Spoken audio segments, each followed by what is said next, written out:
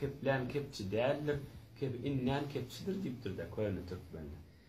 İşitmenşik bolmaly. Yoksa bir tohra adamlar bolýar. Bizim özümizde kepleýärler ýa. 10 ýyl bäri derdini, gynçylygyn gelip biziň ýamyza gelip çözüp bolar.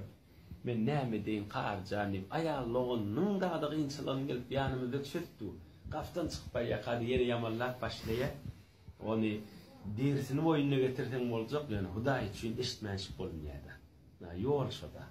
Allah'ın söyleyen yol ve Resulullah canı derman yol şoda.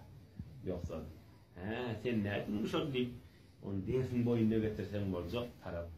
Garaçy da bolsa, moğlu da bolsa, heleyi de bolsa, erkek de bolsa.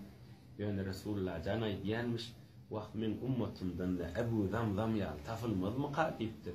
Ya Resulullah, Ebu Zamzam näme bolýar diýipdir. Onu o bir adam bu näertin aýdýanmyş. Allahümme inni qad wahabtu nefsi ve irdi laka. Hudaý her kim maňa diýse, abrýmy diýse, men şonu geçdim diýänmiş. Allahu köp şükür niçe ýyl bäri ýadyma düşenni aýtýan.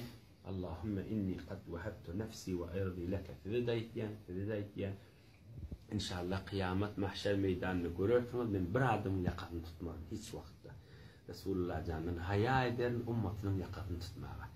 Allah maksadyny ýetirsin, muň ýerde bereket bersin. Vesselamu aleykum.